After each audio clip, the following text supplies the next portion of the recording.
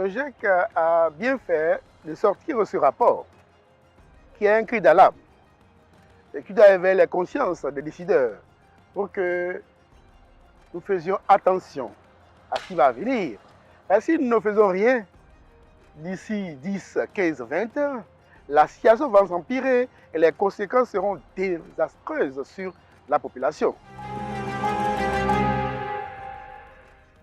Nous sommes d'accord parce qu'en réalité, le climat se réchauffe, est dégradé, est déréglé, le climat est devenu fou. Tout cela s'observe dans le rapport. Et c'est une évidence que la température augmente. Mais si la température continue d'augmenter et les pluies continuent de diminuer, nous allons assister aux extrêmes, ce qui va créer, disons, des problèmes non seulement à l'environnement, mais également à la vie sur la Terre. Sans effet de serre naturel, la vie serait impossible sur la Terre. La température serait de moins 18 degrés C. C'est parce que naturellement, il y a des gaz à effet de serre qui sont émis dans l'atmosphère que la température se réchauffe jusqu'à 15 degrés C, permettant la vie sur Terre. Donc ce qui est incriminé aujourd'hui, ce n'est pas l'effet de serre en lui-même, mais c'est l'effet de serre additionnel. Ce qui est induit par les activités humaines. L'homme qui est à l'origine de l'augmentation, de l'accumulation des gaz à effet de serre dans l'atmosphère, ce qui entraîne le réchauffement additionnel. L'homme veut être dans cet environnement-là, veut le mieux-être. En cherchant le mieux-être, l'homme dérègle l'équilibre naturel. La destruction du couvert végétal, c'est un autre problème. La pluie ou la quantité de pluie qui devait se répartir par exemple sur 6 mois, lorsque ça s'accumule sur seulement 2 ou 3 mois, il y a un problème.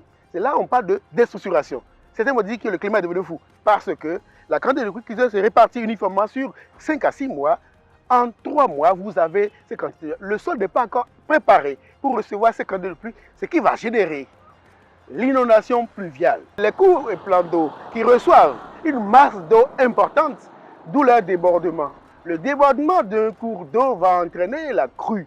Conséquence directe de la crue, l'inondation. Et tous ces extrêmes climatiques ou hydroclimatiques vont entraîner des problèmes sur la vie.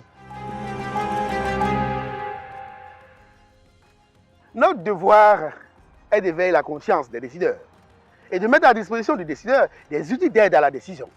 Et c'est ce que nous faisons, parce qu'il y a de recherche lorsqu'il y a un problème. Donc, par rapport aux problèmes qui se posent, nous faisons de la recherche pour apporter des solutions aux différents problèmes qui se posent. C'est aux décideurs de se saisir de ces outils d'aide à la décision et d'en faire bon usage. Malheureusement, au Bénin, la recherche n'est pas financée. Les chercheurs n'ont pas encore, disons, les décideurs n'ont pas encore compris que pour aller au développement, il faut passer par la recherche. C'est la recherche qui assure le développement. Donc il faut financer la recherche pour que nous arrivions au développement harmonieux de notre territoire.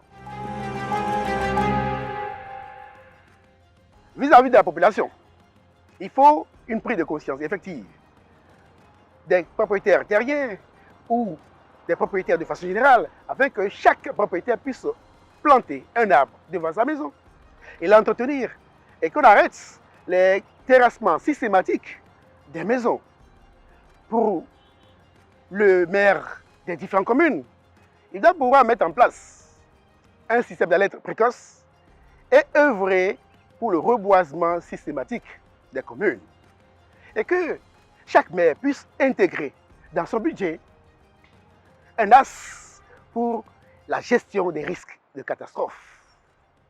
Et pour l'État central, le gouvernement, il faut qu'on change un peu les paradigmes par rapport au 1er juin.